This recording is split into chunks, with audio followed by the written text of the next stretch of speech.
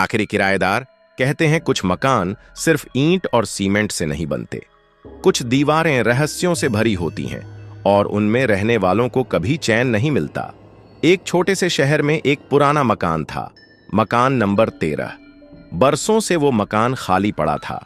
आस पड़ोस के लोग कहते थे कि वहां कुछ अजीब होता है, लेकिन किसी के पास कोई ठोस सबूत नहीं था।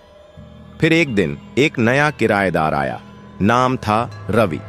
वो दूसरे शहर से काम की तलाश में आया था और जब उसे ये मकान बहुत सस्ते किराए पर मिला तो वो बिना कुछ सोचे वहीं रहने लगा।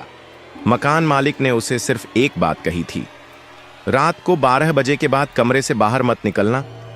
रवि को यह सुनकर हंसी आ गई। उसे भूत प्रेत में विश्वास नहीं था।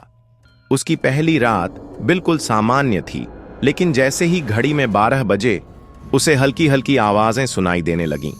कमरे के बाहर किसी के चलने की आहट थी, जैसे कोई नंगे पांव घसीटता हुआ चल रहा हो। रवि ने दरवाजे के नीचे से झांक कर देखा। एक साया था, लंबी, काली, और अजीब बात यह थी कि वो जमीन से कुछ इंच ऊपर तैर रहा था। रवि के रोंगटे खड़े हो गए। उसने दरवाजा बंद रहने दिया और पूरी रात कांपते हुए बिता दी। अगली सुबह रवि ने मकान मालिक से पूछा कि रात को बाहर कौन था। मकान मालिक ने बस इतना कहा, मैंने पहले ही चेतावनी दी थी। लेकिन रवि को चैन नहीं मिला। उसने घर की दीवारें, बेसमेंट और हर कोना छान मारा। एक दिन उसे पुराने कागजात मिले। उनमें एक औरत की तस्वीर थी। नीचे लिखा था, रूपा, आखिरी किराएदार। उस रात सब कुछ और भी डरावना हो गया। दीवारों से खून के निशान टपकने लगे। दरवाजे पर जोर की खटखटाहट हुई और एक जली हुई औरत की परछाई बाहर खड़ी थी।